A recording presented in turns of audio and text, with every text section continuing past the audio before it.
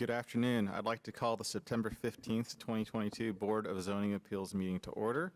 I'd like to start out by requesting confirmation that the Kansas Open Meetings Act required notice has been properly provided. The packet was posted and the required notice of the meeting was provided. Thank you. We'll move on to roll call. Yes, roll call. I have Board Member Trow. Here. Board Member Olson. Here. Board Member Hardy. Here. Board Member May. Here. Board Member Owens. Here. And Board Member Miles. And just for everyone's benefit, Madison Miles, who was a board member, has submitted her resignation from the board. So moving forward, we won't be calling her name for roll. Oh, Chair Dorsweiler forgot to confirm that he was present. So.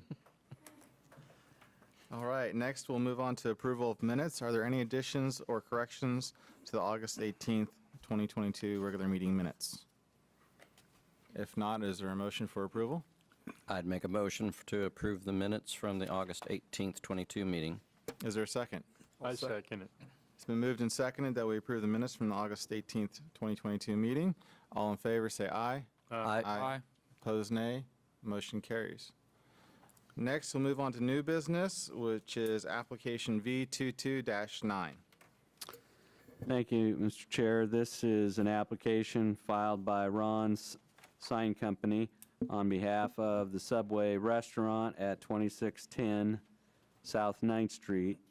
And the request is a sign area variance totaling 95 square feet in area to go from the present 241 square foot limitation to 336 square feet of sign area on the site.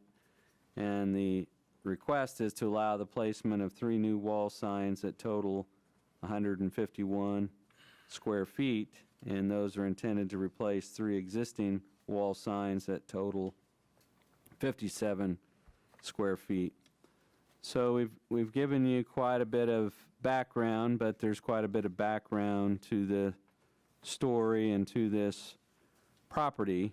And so if we look in terms of what happened in what order, the area that, for trivia buffs, was formerly the 81 Drive-In, is now Belmont Plaza Addition, and one of the earliest buildings constructed in the Belmont Plaza Addition was originally scheduled to be a Staples office supply store that turned into an Office Max, and that was built on the west side of Planet Avenue.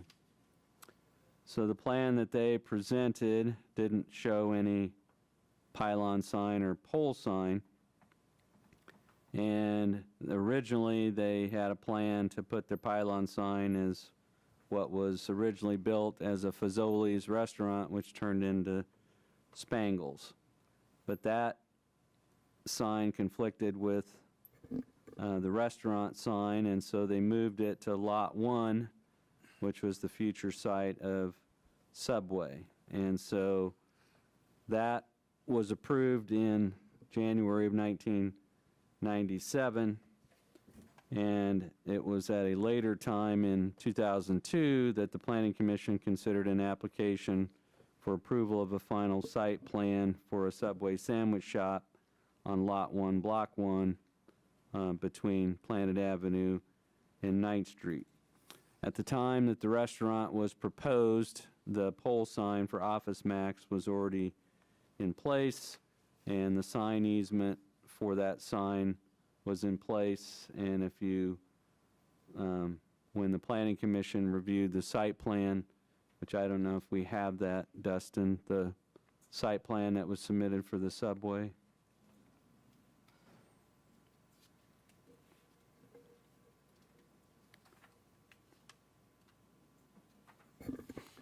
So on the site plan, you can see right here, it says existing sign easement. So when Subway built their restaurant there and purchased the lot. The sign was already there, the sign easement was already there, and so they were aware of it and designed their site accordingly. The site plan was approved, a building permit was issued in 2002, and the Subway sandwich shop was completed, and the first sign that went up was a pole sign that was 64 square feet. Then in 2003, Ash Enterprises applied for sign permits on behalf of the Subway, putting up 3 canopy signs, which are the ones that are there today. And so we had a situation where there's 232 square feet of allowed signage based on the frontage of the building. 120 of that was already taken up by the Office Max sign, which left Subway with only 112 square feet of available sign area. And so the Board of Zoning Appeals considered the request for a sign area variance, and they approved a variance that allowed 241 square feet of total sign area on the Office Max property. And they had 2 conditions: one, that the awning signs conform to the sign elevations submitted to and approved by the board, and then they had a condition that said any request for additional signage shall require a sign variance or removal of the Office Max sign. Well, the Office Max sign has not been removed, and so the 3 awning signs were issued a permit for. They have been in place for 19 years, and now a request has come forward to replace those with signs that are approximately triple the size of the signs that are there today. So the way that the city measures sign area for commercial properties is based on the frontage of the building, and so this building has 29 feet of frontage on Planet, 29 feet of frontage on South 9th Street, which is 58 feet of building frontage, times 4 square feet is 232 square feet. Right now, if you've been out there, it has 1 pole sign and 3 wall signs, plus the 120 square foot Office Max sign. So in May of this year, the applicant submitted a sign permit application, and the proposal was to replace the 3 existing awning signs that totaled 57 square feet with 3 new signs that totaled between 151 and 152 square feet. And so that is the mock-up of the sign that would replace the awning type signs, and that's what it would look like superimposed on the building. And so after staff reviewed this sign permit package, we informed the applicant that we were not able to issue a sign permit for the wall signs as they exceeded the maximum allowable sign area permitted for the property. So the sign contractor has filed an application requesting that the Salina Board of Zoning Appeals approve a maximum sign area variance to allow the 3 replacement wall signs. And so approval of that variance is required for staff to be able to issue a sign permit for the larger signs. And so we've outlined for you how the areas are calculated. We've outlined for you what an easement is. And easements generally run with the land, and so the original owners granted an easement to Office Max, and so when the current owners took the property, they took it subject to that easement. And so we have this Subway shop, we have the AT&T store to the north, there's a former Fazoli's, now a Spangles restaurant to the south. On the other side of 9th Street, there's a Sonic drive-in and a commercial strip center, and then we have Office Max and a Goodwill store that is on the other side of Planet Avenue. So it is somewhat unique to have a sign easement for one business on a property that's different than the property where the business is located. Although there's a similar situation for the Target store where they have their sign out on a lot on 9th Street that is also the site of a Evergy substation, but the address for Target is Marketplace, and they have an off-site sign on 9th Street. We do agree that the creation of a sign easement for one business placed on another business property is not common. One of the things that we heard was that Office Max was only willing to construct their store where it was if they could have a sign on 9th Street, and since the developer owned Lot 1 at the time, it was in a position they could meet that condition. So the applicant states that the property owner bought the property with an existing sign already on the property and has to work around a limited amount of sign area. There's only 121 square feet of sign area to work with. So a couple things for you to consider. Do you think the off-site sign easement in this case is unique, or is it shared by other properties in the area or other commercial properties? Do you think that the need for a sign variance in this case was created by the actions of Subway? Is this a hardship that was self-created? We would note that we recently approved a similar sign package for the sandwich shop at 674 Westport Boulevard out on West Crawford. One thing of note is that this Subway location on Westport also has an off-site sign easement, and that is an off-site sign easement for a Days Inn motel sign. And the distinction here is that the Westport location has 3 street frontages. It has Westport, Crawford, and I-135. And the other thing of note is that 2 of those, the 52-foot long portion of the building, has frontage on a street. So the difference between Westport location and here is that the Westport location is allowed to have 532 square feet of sign area, and compared to this site only being allowed to have 241 square feet of sign area. So from staff's perspective, that has as much impact as the off-site sign easement. So we've provided a lot of math for you that this site can have 232 square feet of sign area. In 2003, this board approved a variance that bumped that to 241, which is what the site has now. The request today is to increase that to 336 square feet. If you subtract off the Office Max sign, which is what the applicant is requesting that you do, then if we look at the total sign area just for the Subway sandwich shop, then the proposed signage is 216 square feet on a site that would be allowed to have 232 square feet. So it's actually still less than what would be allowed by right if the Office Max sign did not exist. So the applicant's argument is the Office Max sign is not counted, then the signage would be below the maximum sign area allowed, and there wouldn't be a need for a variance. And the applicant doesn't believe that the variance would have adverse effect on any neighboring properties and would just allow this Subway to have the same type of signage as the other locations in Salina.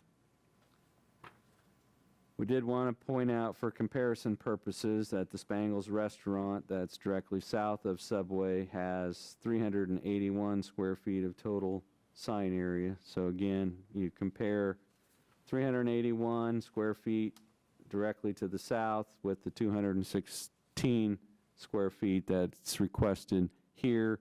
Again, another difference is that the Spangles has frontage on 3 street frontages instead of just 2.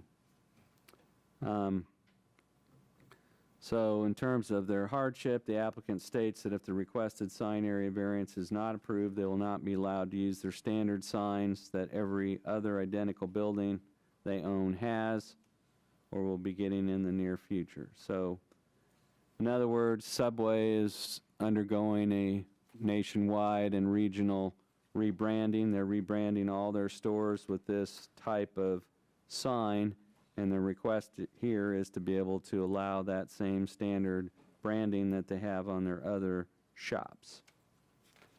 The flip side to that is that this shop has been in this location for nearly 20 years, and it is already identifiable as a Subway restaurant, both from the south and the north. There's no obstructions in place that keep the existing signs from being readable. So other than the franchise standards, staff would request that the applicant more clearly articulate the hardship that would result if this sandwich shop is not allowed to have the wall signs that are about 3 times the size of the existing signs. Again, the staff has approved a similar sign package for other Subway locations. It doesn't appear that approval of this sign size variance will affect drivers or create any traffic hazards. It would have a minimal impact on public health, safety, and welfare. And then as we look to the spirit intent of the ordinance, the plan is, even though the signs are bigger, to just rebrand the building and to be more consistent. If the logos will be removed, then the applicant argues that the signs will actually be less square footage than the awnings that are currently there.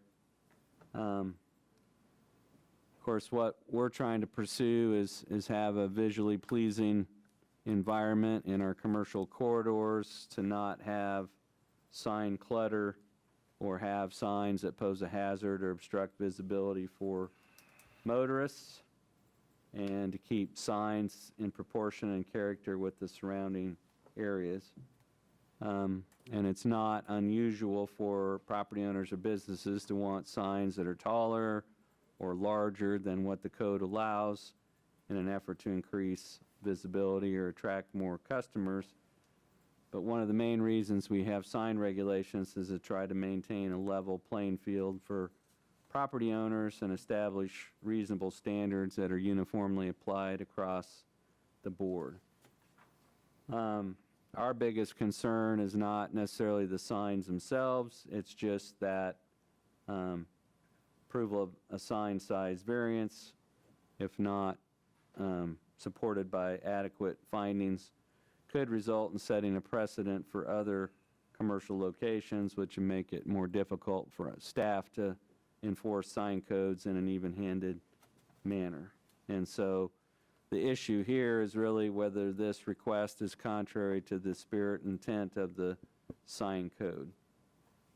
And so I guess the question before you today is whether counting the Office Max sign area as part of Subway's lot results in an unnecessary or unfair size restriction on this particular lot. And so we have noted before that we're not, as a staff, supportive generally of granting sign size or height variance due to the precedent and concern about the outbreak of sign wars, where each business requests to have a sign taller or larger than their neighborhood. And so we've always tried to maintain a level playing field for signs. And then if we single out one commercial property for special consideration, then it's important that this board make adequate findings as to uniqueness of this Subway location compared to other locations, and the hardship that would result if they're limited to their current signage. And so it's hard for staff to see that reasonable use of this property could not be achieved with the wall signs that have been in place for 20 years, but we're open to hearing arguments for the need.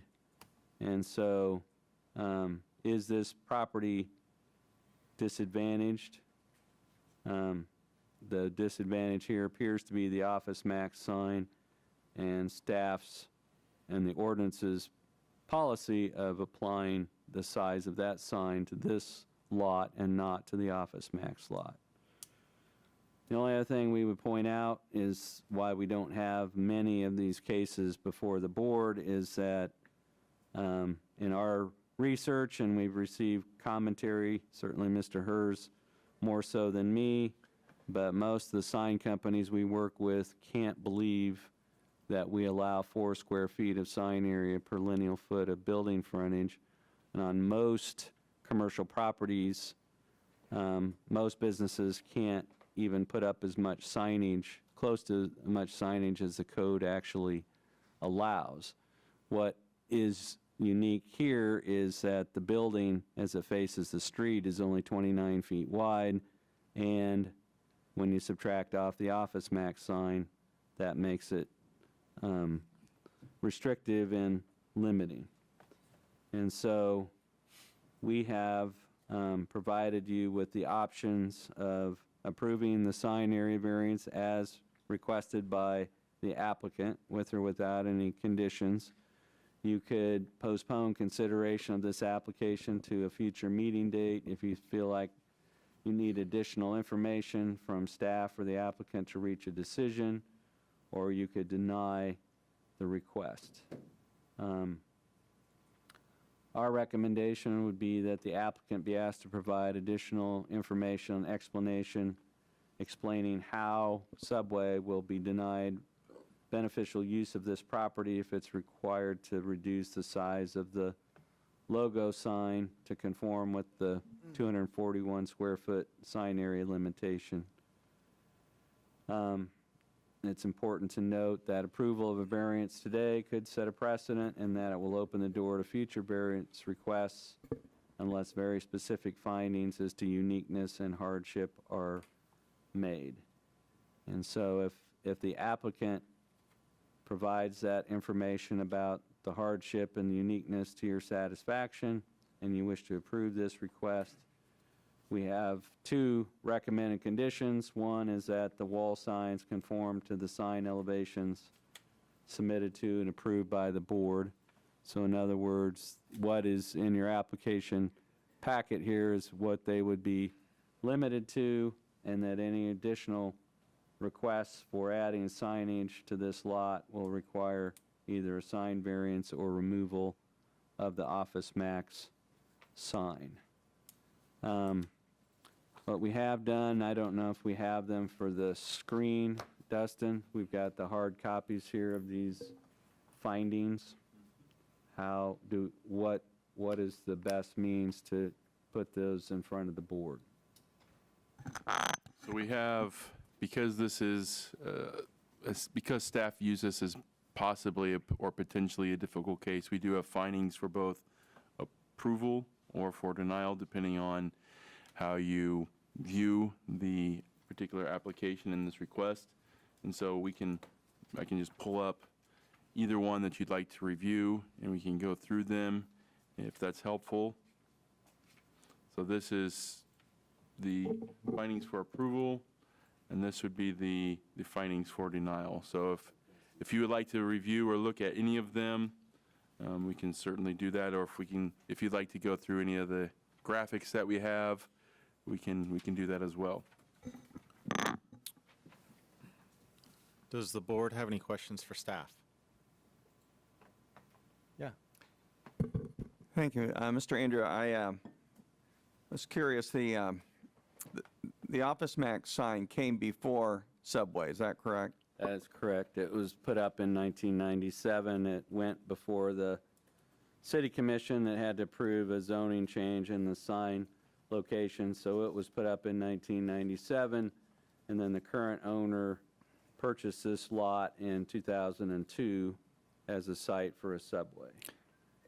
And the purchaser of that property then was well aware of the fact that there was already a a sign on the property that would affect the amount of square footage of signs that would be available for use by Subway? I can't say that they knew that the sign was there. I don't know that I can say that they knew that that sign would count against their sign area in 2003.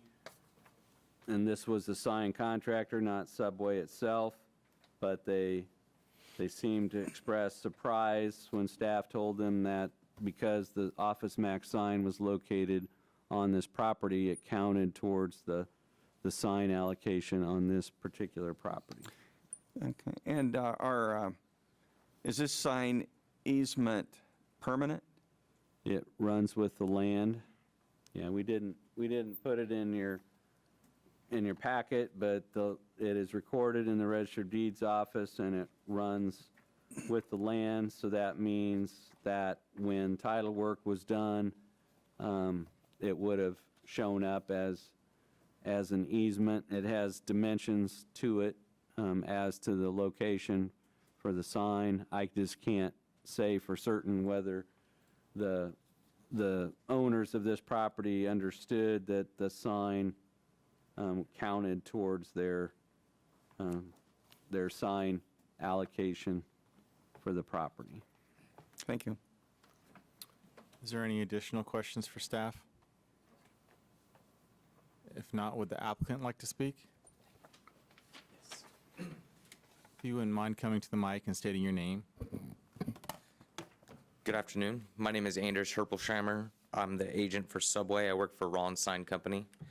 I'm pretty sure somewhere in the staff report, it does talk about that the sign company that filed the variance for the awnings didn't know, and that they were surprised when they found out the Office Max counted against them. Because, I mean, I was surprised when I found out that counted against us as well. I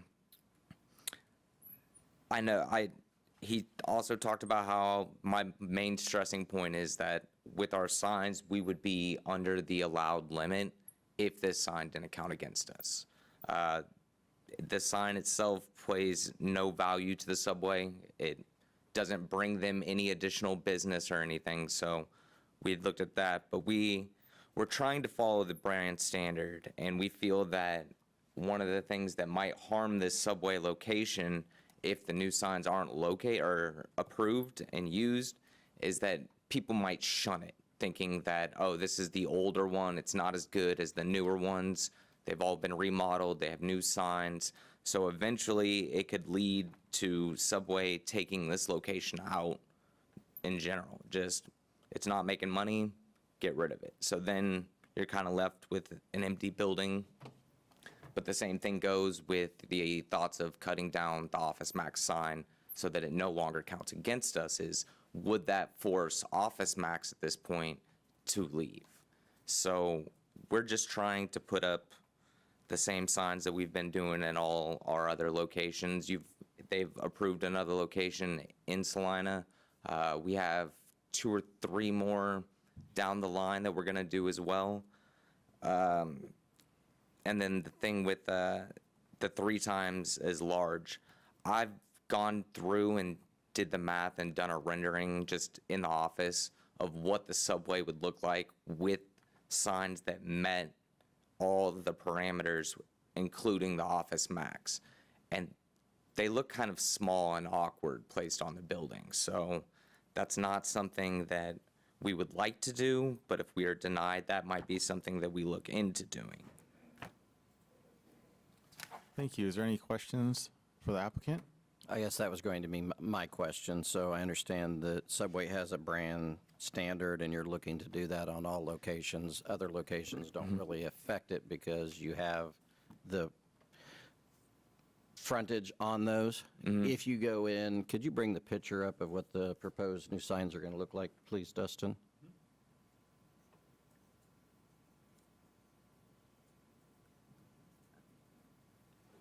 So go to now to the awnings, to the existing, please.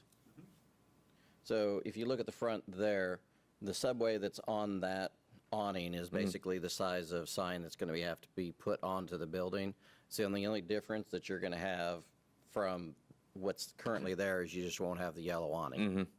So size-wise, that doesn't look small on the front of that building. That's still going to be visible from any location. And if you go to the side views, the same thing. The sign size that's on there is going to be no different than what's required, and that's currently what you have. But with those awnings, you have that yellow that breaks from the building. It's Right. kind of like a design item. And you've got too. yellow that's in the subway also, and it's still going to be part of your sign that's there. So the only difference is going to be is that you just don't get to go through and do a generic sign that you're going to put on the other ones that you're going to be able to slap on this building too. But those other locations don't have the same restrictions that this does. Because of the office back sign, it was there when the property was built. Whoever bought it knew about it. It was disclosed to them. Somebody else doesn't know it at this point in time, doesn't change the fact that the sign was already there. So where's the hardship of putting the same size sign on there compared to what's there now? I mean, that's it. I feel like the hardship is that when you have a corporate location like this that spans nationwide, you want them all to be the same. And I know that I've heard from my contact with Subway that if they're not conforming, corporate's coming in and taking over and taking that Subway away from whoever owns it at the time. So we're trying to keep everything conformed and have all three sides have signs and just keep it like the rest of the subways that we've been doing. Okay. I guess I have a hard time believing that Subway's going to come in for producing location and say, just because your sign's a little bit smaller, because truthfully, anybody driving down the road's not going to notice the difference between that sign, or if they go to Westport to that sign, they're far enough apart, they're never going to notice the difference of signs. They'll notice the sign itself and that it's on the building, but nobody's going to be able to go, oh, you know what, I think that one over there is bigger than what this one is.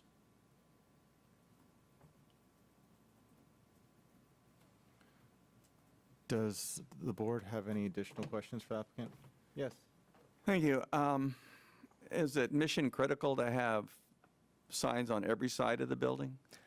That's what I asked first, because at first I was like, we can just put one on the front of the building, do the same size we were going to do, and we'll be fine. But when I talked to my contact, he said, no, brand standard says this type of building has to have all three sides with a sign. So I told him, I was like, that means that we're going to have to go to Salina and file a variance then, because I know I can be told no. So I would prefer of not to have to file a variance, but he said he was getting pressure from above that they wanted all three signs on the building. So 3 signs on the building and the pole sign is standard throughout the system then? On buildings that allow it. Especially this building, this is one of their more common buildings that they had gone through and built, probably I think in the early 2000s is when this design came out. So I've already remodeled 15, 20 buildings like that.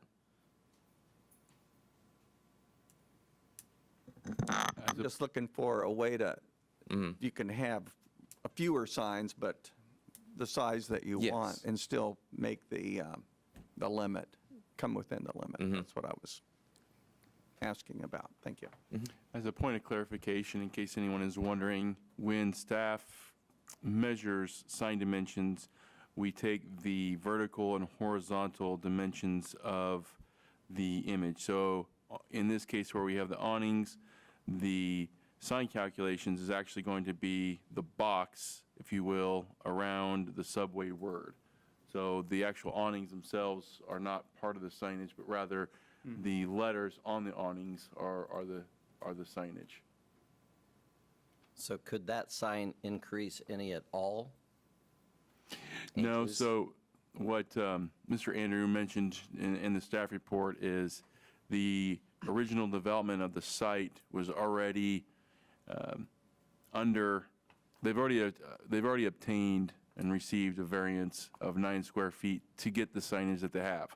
Okay. So their current signage that's allowed on the site is already maxed out completely. So they could go back with the exact same size, but they couldn't increase any of the signage unless they reduced one of the other signs that's on the site or eliminated them.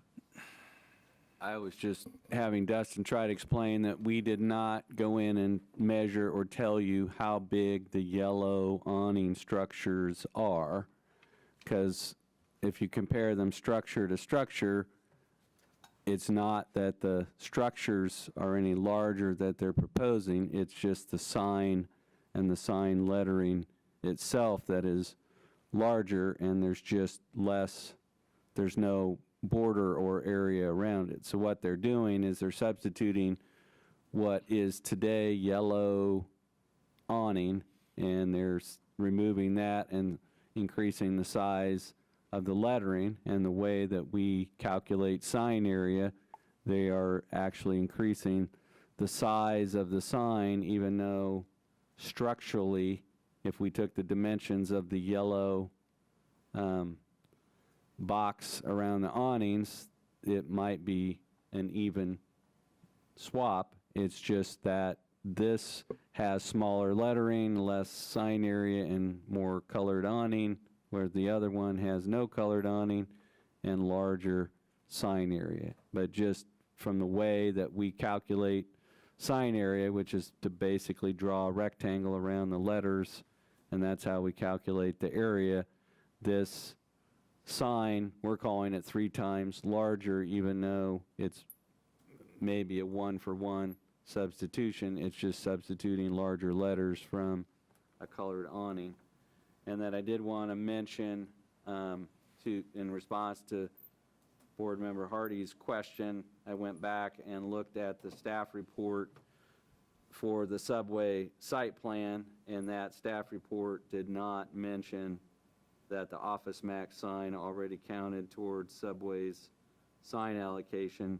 It just said based on the frontage of the building, they would be allowed to have the 232 square feet.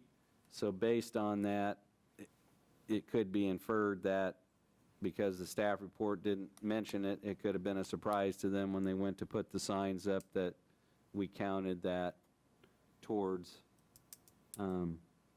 And I can't say that every jurisdiction does that, but we count the sign area on the lot or property on which it is located. And so instead of counting this sign towards the sign area that Office Max can have, it counts towards this outlot.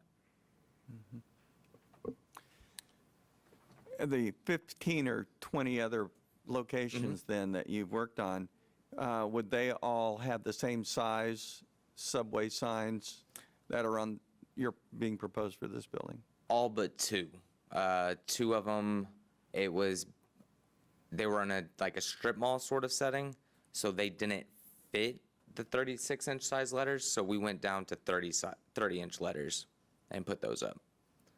But that was, and then I think there was one in Wichita that we went up to 42. Because they stay in multiples of 6 inches. But yeah, no, I think only 2 of them have been off. Everything else has been 36-inch letter sets. Do you know if there's any conversation about whether or not the Office Max sign could be relocated? I have not. I don't know who I would reach out to at Office Max for that. So, I mean, if I think that would be my next step if we're denied, would be to figure out how to get rid of the Office Max sign without Office Max leaving. And that's the other part. My big deal is the clutter part of it. You have no interest in the Office Max sign. And it doesn't enhance the subway site to have that sign there. And so I'm thinking that the easiest thing to do is just I transfer the agree. sign. I personally would, my first thought was cut it down and move it. But I would have to get Office Max involved, and that's not as simple as just calling their store manager and going from there. I would have to run up the chain and figure out who makes those decisions. And then where could we move that sign to? Thank you. Any additional questions for the applicant? If not, is there anyone from the public that would like to speak? We do not have anyone on Zoom at the moment. Is there any discussion from the board regarding this issue? I guess at least during my time frame on the board, we've kind of, the situations where we've ran into Yeah, I was trying to before get is that. some churches looking for an additional signing space, those types of things, and it's always come back into a discussion, hey, we're always put it at a disadvantage. But if you look at kind of the requirements that were in place, most of those, I think all of them, have been denied just because trying to keep it consistent overall. I mean, I think the only sign I can remember being a variance allowed is just kind of the placement of how far it was from an intersection, those types of things, to make sure it wasn't a visual distraction for drivers. But on the sign size itself, we've pretty much have stayed to what's the regulation, and I would think, at least at my point, I would say the same way. I agree that the Office Max sign takes up, but the only reason Office Max went in there is because of the easement to allow them to go into it. I still don't think that changing the size of this is a detriment to the restaurant itself. It's not blocked. You still have the pole sign that's there. It's visible from up and down the street. If you take a look at the photos, it's not going to be any smaller than what it says Subway currently. I agree that the yellow stands out for the awning, but if you want it to stand out, then leave the awning there and don't change the sign. So I'd be in favor of not approving it. I just wanted to add that when you work with various municipalities across the nations, there's going to be, and districts, there's going to be variances to the rules and regulations that I think a chain probably has to deal with on a almost daily basis. When this, I guess when this, the original owner gave up the sign easement knowing that that was going to take away from that property. So, I mean, it's just, that property's been, the original owner made the decision that that sign was going to be there, and that property's just disadvantaged because of that. But I think it's a hardship that was put on willingly by the original owner, and all following owners will have to deal with what was decided back then. Any additional comments from the board? If not, is there a motion? I would make a motion to deny application V22-9 filed by Ron Sign Co. on behalf of Subway Restaurants, requesting a sign variance. I'd second that motion. It's been moved and seconded that the proposal or the variance be denied. All in favor, say aye. Aye. Aye. Oppose, nay. Motion carries.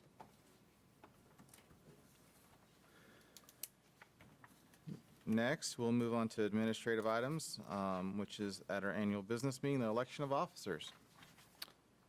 Thank you, Mr. Chair. This is something that occurs every year at the September meeting when we have new board appointments.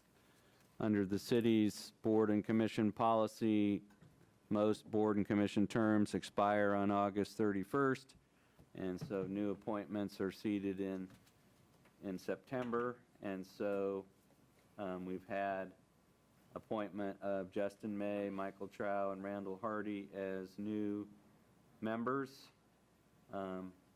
We were up to 7 until earlier today when Madison Miles submitted her resignation, so now we're at 6 members, plus one of those members is a planning commission representative who is yet to be determined. Mr. Olson currently serves as the planning commission representative on the board. The planning commission will meet next Tuesday, and they'll have a meeting where they will elect their officers and choose a representative to serve on the Board of Zoning Appeals and the Heritage Commission.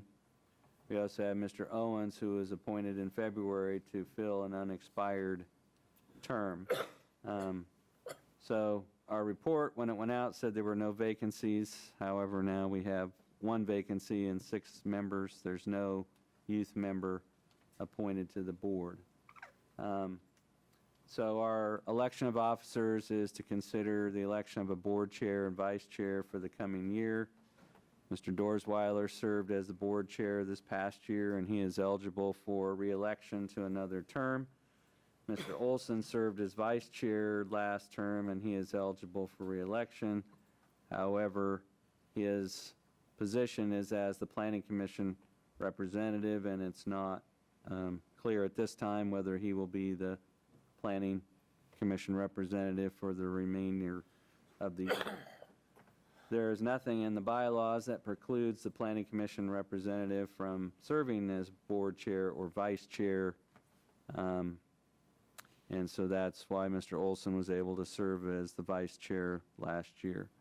So our first order of business would be to open the floor for nominations for the position of chair for the coming year.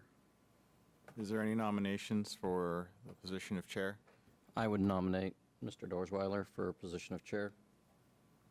Is there a second to that I'll nomination? second it. Okay, we have a motion and a second to nominate Mr. Dorsweiler. Are there any further nominations, or would someone like to move that nomination cease? I'll move the nomination cease. Is there a Is second? to that? Second. Okay.